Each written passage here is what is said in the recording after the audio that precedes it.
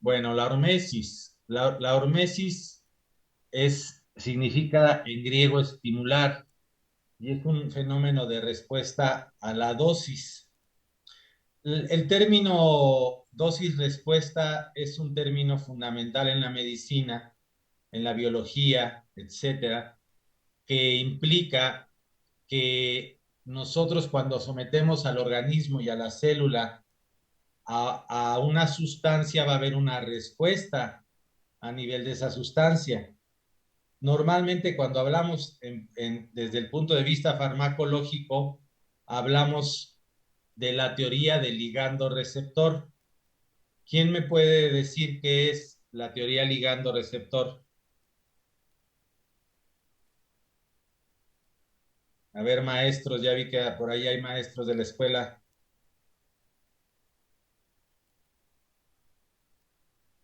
¿Qué es la teoría ligando receptor?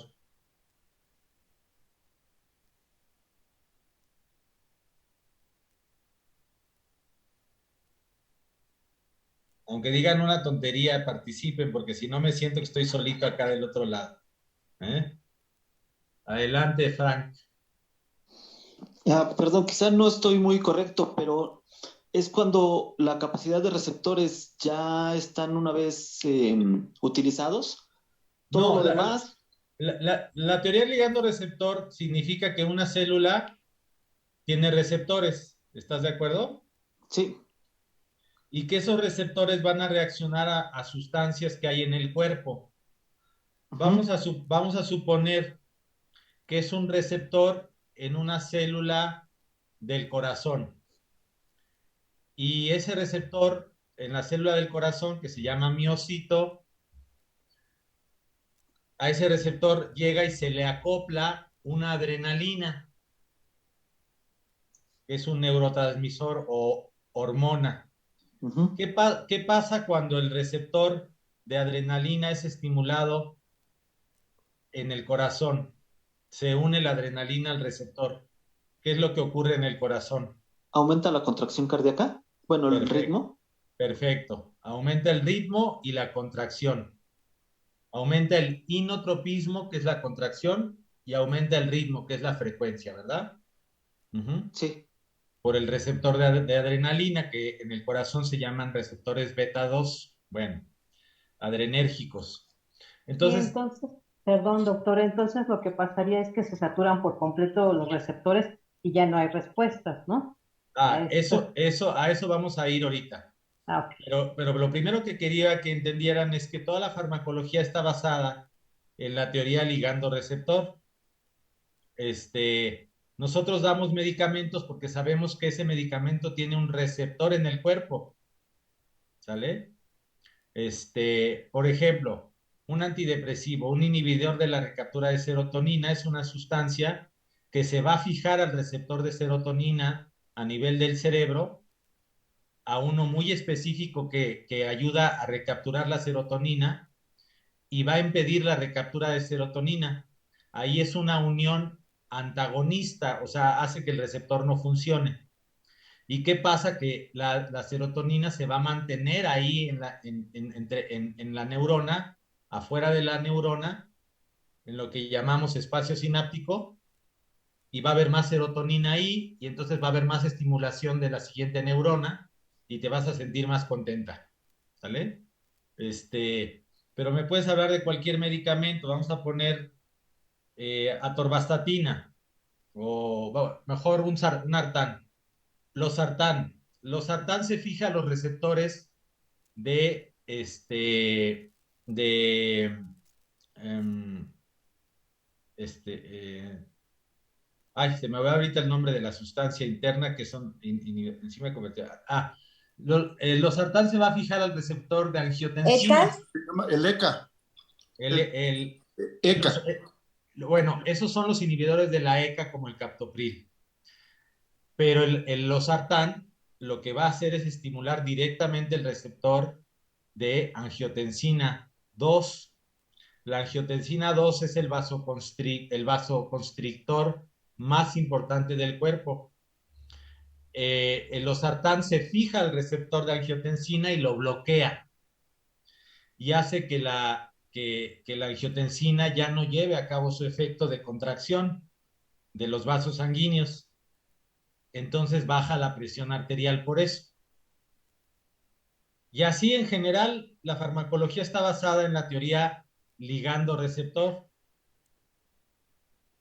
¿Sí se entiende? En que una sustancia estimula un receptor de la célula y la célula, al ser estimulada, ese receptor va a provocar un efecto X, contracción muscular, liberación de hormonas, lo que ustedes quieran, ¿ok? Como la insulina, como la insulina. Perfecto, entonces la insulina tiene un receptor, específicamente lo tiene en el hígado, lo tiene en el riñón, lo tiene en el tejido adiposo, en el sistema nervioso, porque no todas las células tienen receptor de insulina. Entonces la insulina se fija a su receptor y permite que la glucosa entre dentro de la célula. ¿Vale? Eso es la teoría ligando-receptor. Muy buen ejemplo, la insulina. En este caso el ejemplo fue una hormona, no un neurotransmisor. Adelante, Guadalupe. Perdón, doctor, la pregunta. ¿La homeopatía maneja algo de esto? O sea, de mínimas dosis y demás. Padrísima pregunta, porque la homeopatía precisamente no puede actuar a través de la teoría ligando-receptor toda vez que no tiene materia. Y no tiene materia y no tiene una molécula que se fije a un receptor.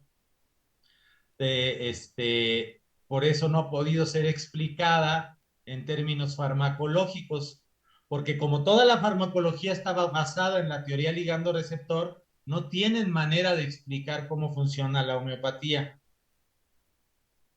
Yo te voy a platicar cuál es mi hipótesis.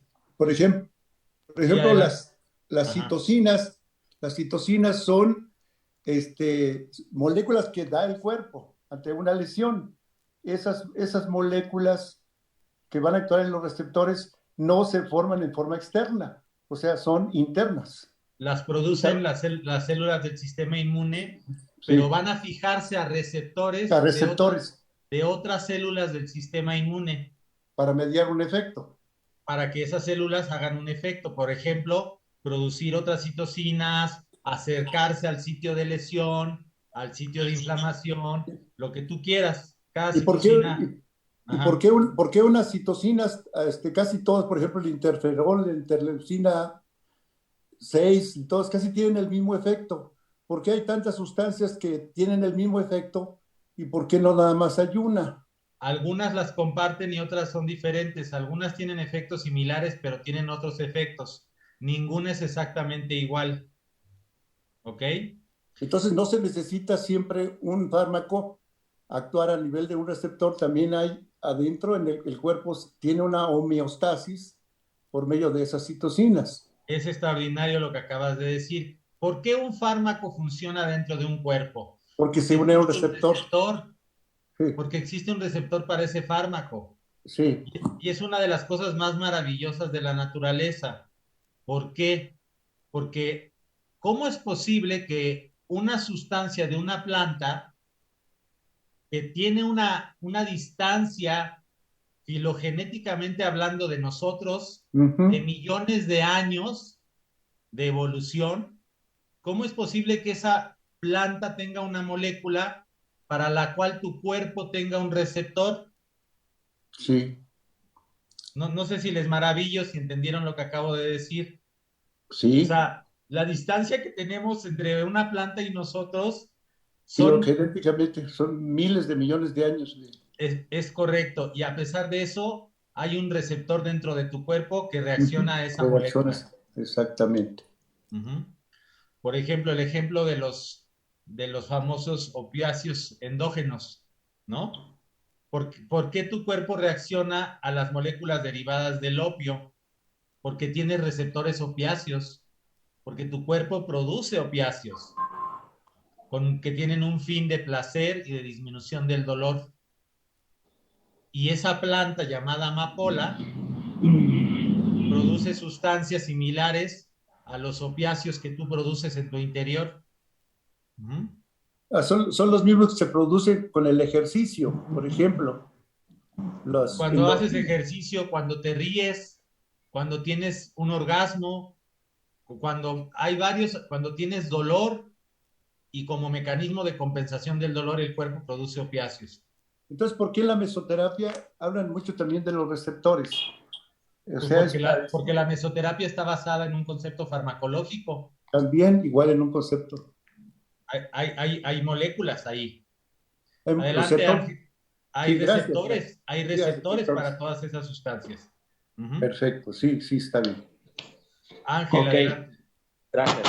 Entonces, de acuerdo a la teoría, la acupuntura lo que hace es producir un estímulo para que se produzca o se genere un neurotransmisor, una hormona, la cual se va a unir a un receptor y haga su efecto en el órgano diana, en el cual se va a requerir hacer cierto equilibrio homeostático, ¿no? Estupendo comentario. Por eso cuando hablamos de terapias que lo que hacen no es introducir una sustancia externa al cuerpo, sino que hacen que el propio cuerpo produzca sus sustancias, estamos hablando de una terapia que estimula los propios mecanismos de autorreparación del cuerpo. Tal es el ejemplo del masaje, de la acupuntura y de muchas otras. Entonces son terapias que no requieren de una sustancia externa para estimular un receptor. Muy bien el comentario, Ángel. Ok. Entonces ya entendimos todos el concepto ligando receptor. Bueno, alguien hablaba de la homeopatía. La homeopatía no puede ser explicada y por eso los cuates que tratan de investigar a la homeopatía desde la concepción ligando receptor, pues no llegan a nada. Porque la homeopatía no trabaja a través de un receptor. ¿Cuál es mi hipótesis? Esta es muy personal. Para mí la homeopatía trabaja a nivel de la membrana celular, facilitando la liberación de mediadores de segundos mensajeros, para aquellos que entiendan lo que es un segundo mensajero. Después, el primer mensajero es la hormona o el neurotransmisor que estimuló al receptor. Luego el receptor se activa y produce una serie de cambios a nivel de la membrana que liberan dentro de la célula un segundo mensajero. Y el segundo mensajero provoca un cambio interno en la célula. El clásico segundo mensajero, el primero en descubrirse, se llamó AMP cíclico. Hoy en día hay más de 20 y tantos segundos mensajeros. Yo pienso que la homeopatía facilita la liberación de algunos segundos mensajeros a nivel de la membrana celular, pero eso es una hipótesis nada más de mi persona. Bueno, entonces el concepto dosis-respuesta es fundamental y fue parte de cómo se fue desarrollando la ciencia médica.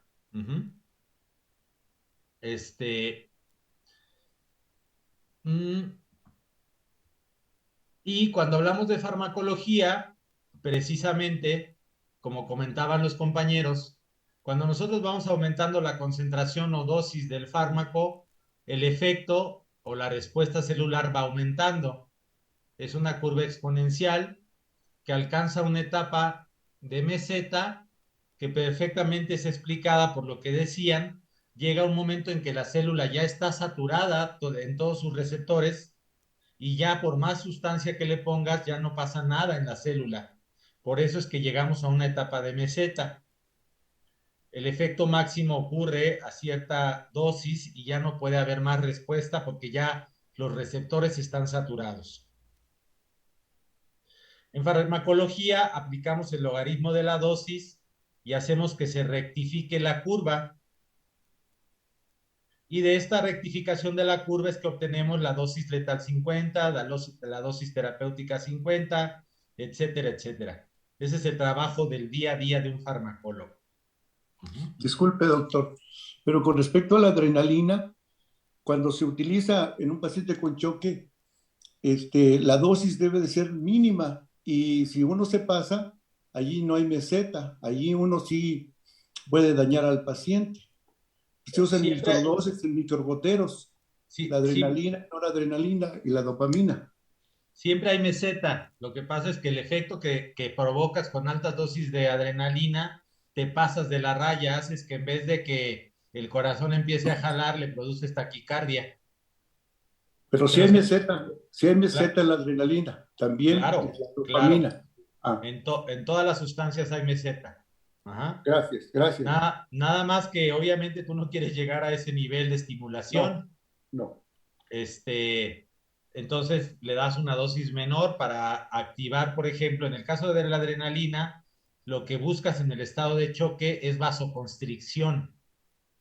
Lo que buscas principalmente es que el resultado final de todo choque, ya que hablaste del estado de choque, todo choque neurológico, anafiláctico, hipovolémico, todo choque termina en un aspecto que se llama vasodilatación.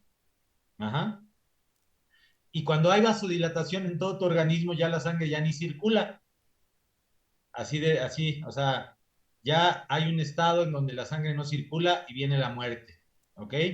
Entonces tú buscas con la adrenalina, la dopamina, la dobutamina, provocar vasoconstricción para evitar el estado de choque. Y algunas también aceleran al corazón.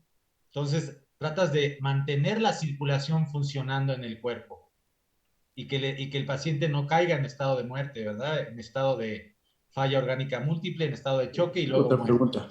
Pero si produce mucha vasoconstricción, entonces ya no llega el oxígeno a las células. Es correcto. También puede pasar eso. Por eso la dosis es fundamental. ¿Ok? Pero yo tenía, bueno, qué bueno que me saca de la duda. Yo pensaba que ese no tenía meseta, que solamente dependía de la cantidad de noradrenalina que usted pusiera. No, toda sustancia tiene meseta cuando funciona a través de la teoría ligando-receptor.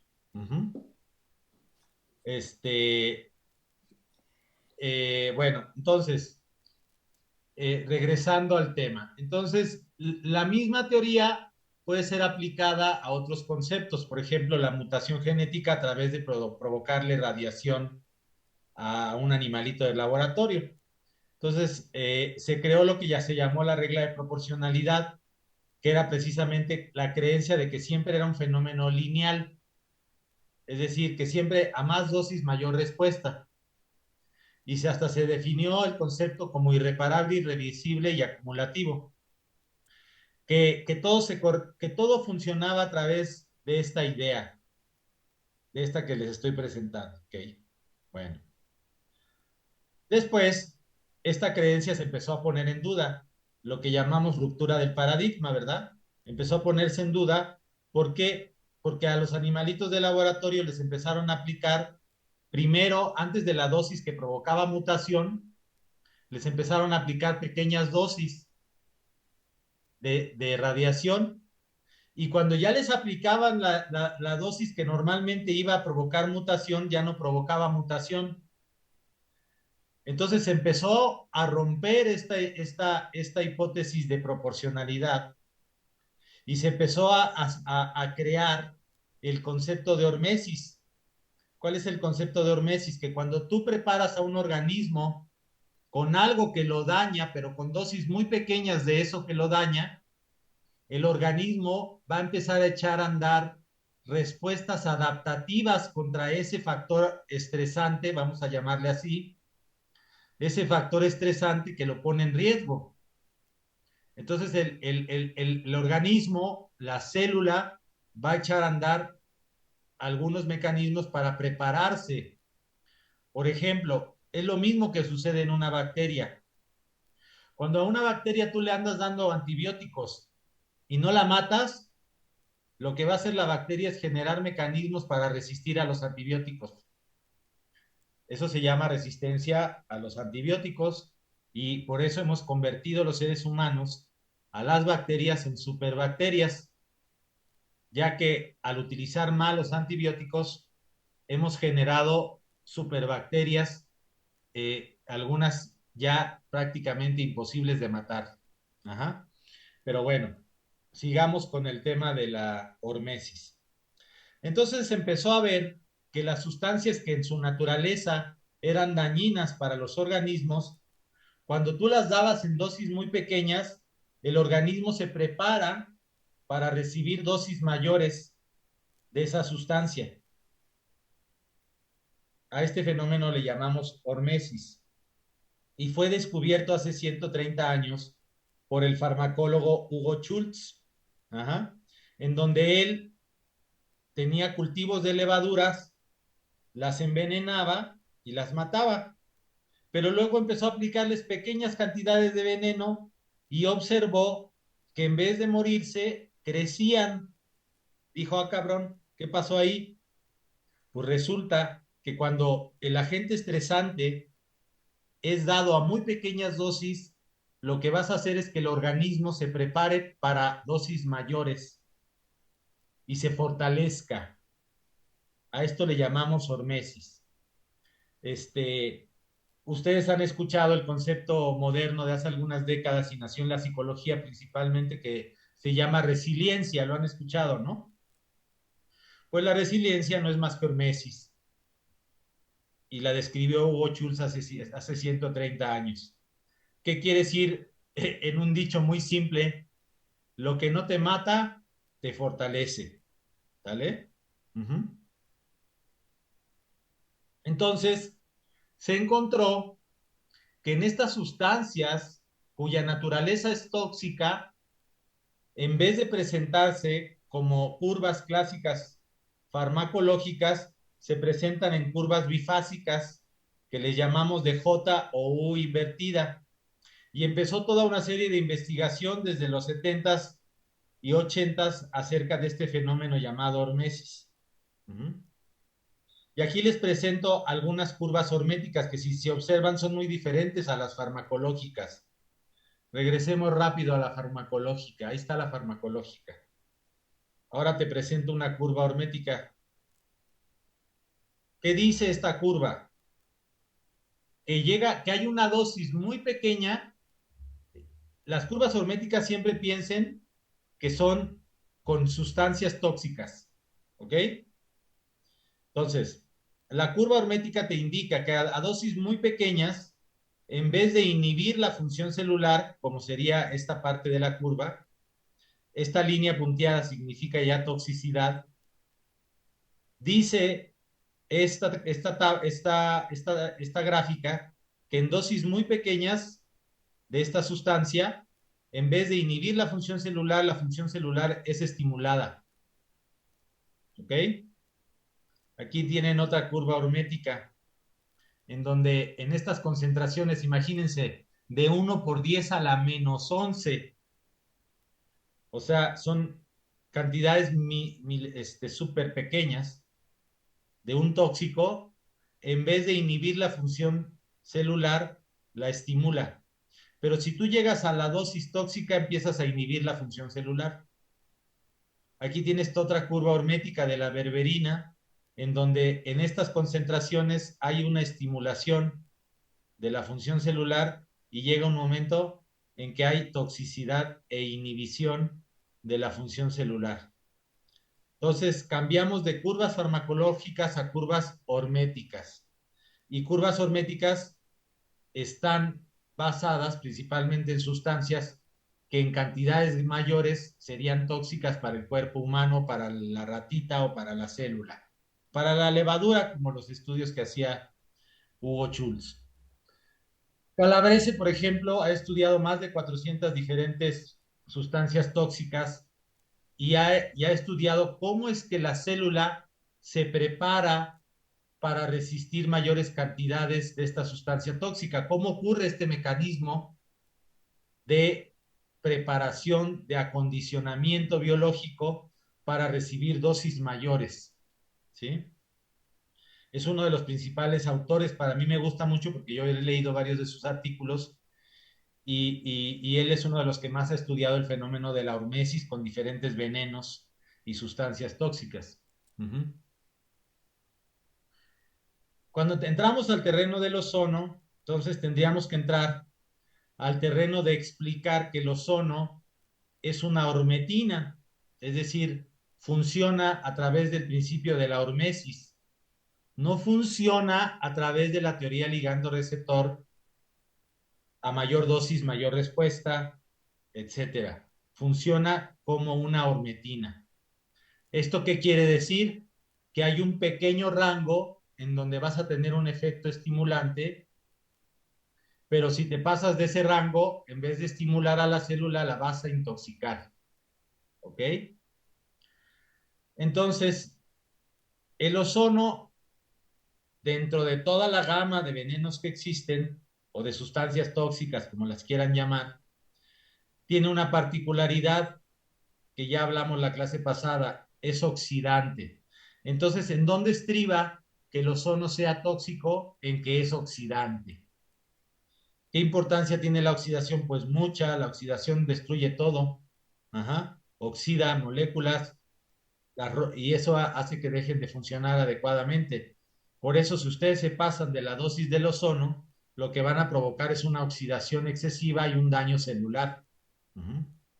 Entonces, cuando el ozono se usa a dosis adecuadas, promueve toda una serie de respuestas en el organismo benéficas para el organismo para poder reaccionar contra agentes oxidantes.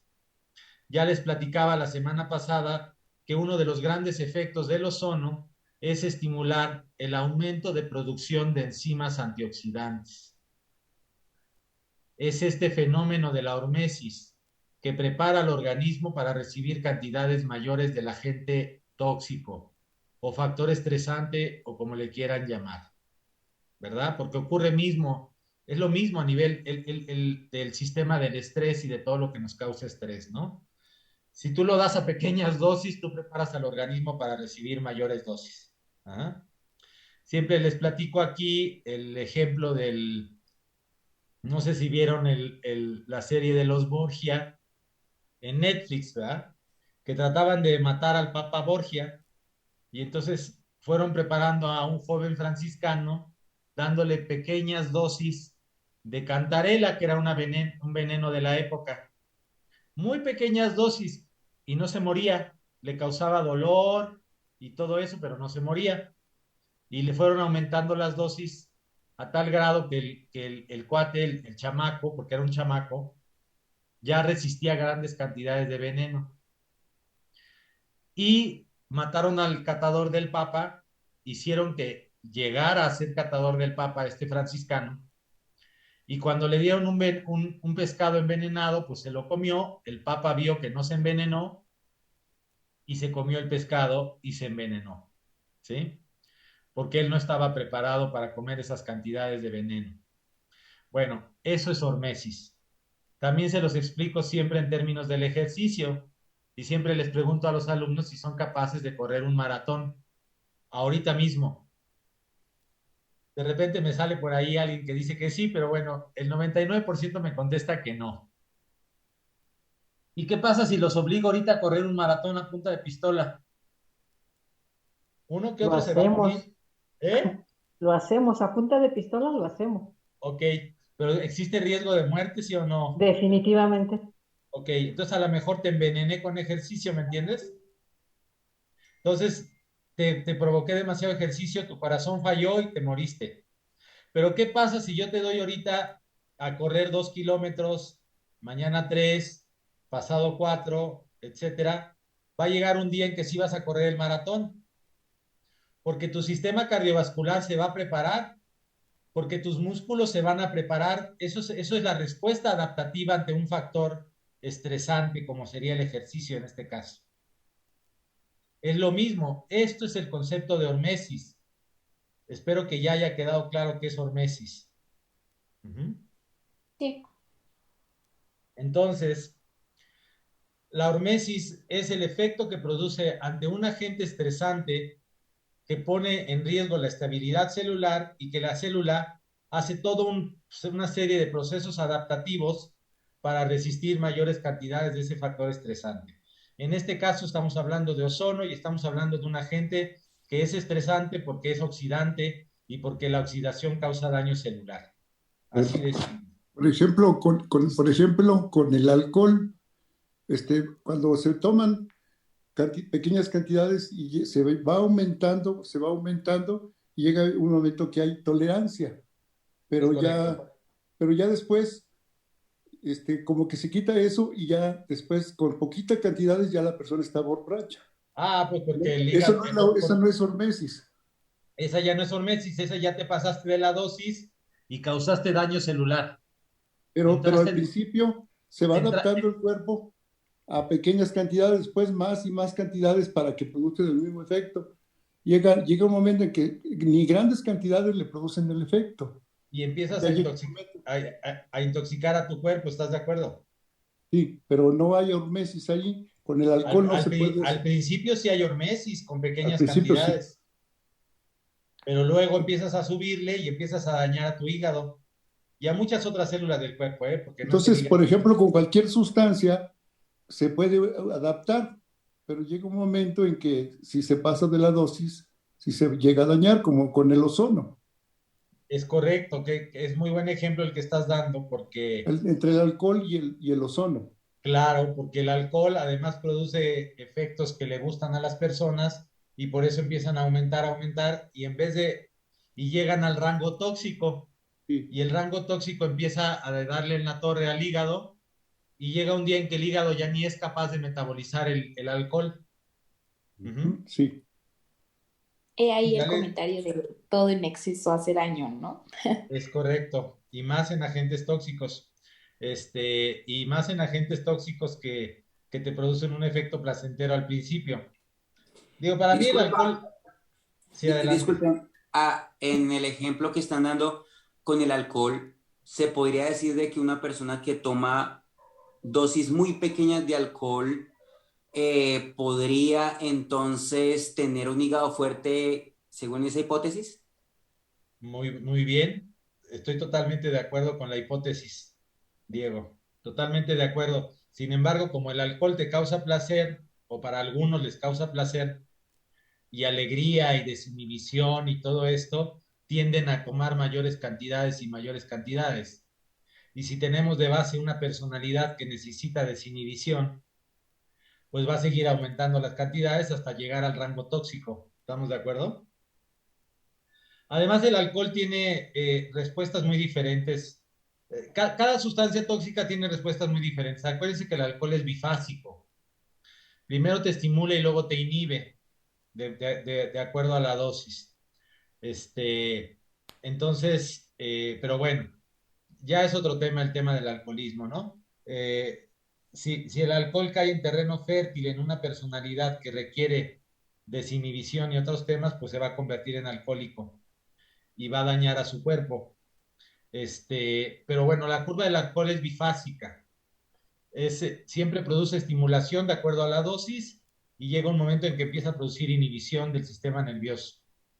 Y es cuando quedan todos pendejos tirados en el suelo, ¿verdad? Sí. Así es, mi doctor. Ok. Entonces, el ozono, como les decía, va a ser un estímulo. Además es muy importante entender, porque lo mismo hace la acupuntura y otras terapias, en que para que el efecto de la hormesis sea adecuado tienes que tener periodos de descanso, ¿verdad? O sea, tú produces el estímulo y luego te alejas. Siempre les enseño esto de esta manera. Tú estimulas y te alejas. Estimulas y te alejas. ¿Por qué? Porque debes dejar que el cuerpo levante la respuesta contra este agente tóxico. Es muy diferente el ozono contaminante del medio ambiente que todo el tiempo te está intoxicando. Es muy diferente un estímulo que se da y te retiras. Se da y te retiras. Porque le das chance al cuerpo, a la célula, de levantar una respuesta adaptativa. ¿Vale? Lo mismo pasa con el ejercicio, por ejemplo. Lo mismo pasa con la electroacupuntura de baja frecuencia. Yo hice investigación en sistema del estrés. El sistema del estrés está altamente involucrado en la depresión. Todos los depresivos tienen alterado su sistema del estrés. Cuando hablo del sistema del estrés me refiero a la fisiología del estrés, al eje hipotálamo, hipófisis adrenal y al sistema nervioso autónomo. Siempre está exacerbado. Los deprimidos y los ansiosos tienen elevado la producción de cortisol y de sustancias del estrés. La electroacupuntura de baja frecuencia produce un efecto de estimulación del sistema del estrés, pero luego te alejas y lo que provoca son mecanismos de retroalimentación que van bajando el sistema del estrés, lo van controlando. Si yo no hiciera ese alejamiento para que el sistema se adaptara al estímulo que yo le di, no ocurriría el efecto benéfico antidepresivo de la electroacupuntura, por ejemplo. Entonces, es importante mencionar también este aspecto. Hay que darle chance al cuerpo. Por eso hay que ser inteligentes. ¿Ustedes creen que un cuerpo de un anciano levanta la respuesta adaptativa a la misma velocidad que el cuerpo de un niño? No, para nada. Okay. Cada vez hay más desorden y menos energía. Ok, entonces, siempre en ancianos, porque cuando me hacen preguntas como ¿cada cuándo, doctor? Les respondo, la clínica te lo dirá, o sea, el interrogatorio, la historia clínica, es decir, un anciano no te va a responder a la misma velocidad que un niño. Hay muchos estudios en niños con ozono en donde les ponen diario el ozono y levantan una respuesta extraordinaria. Pero en ancianos yo siempre tomo cierta actitud conservadora de no ponérselos tan seguido, porque debo de esperar a que levante esta respuesta adaptativa, ¿ok? Porque el anciano, como todos sabemos, todos sus mecanismos de autoadaptación están más lentos. El anciano consolida fracturas lentamente, el anciano se recupera lentamente, entonces siempre hay que tener una lógica de lo que estamos viendo y por eso siempre hay pacientes, no enfermedades, pacientes, ¿sí? Y muchas veces es esa la experiencia que tienes que ocupar para decidir, por ejemplo, la frecuencia del tratamiento.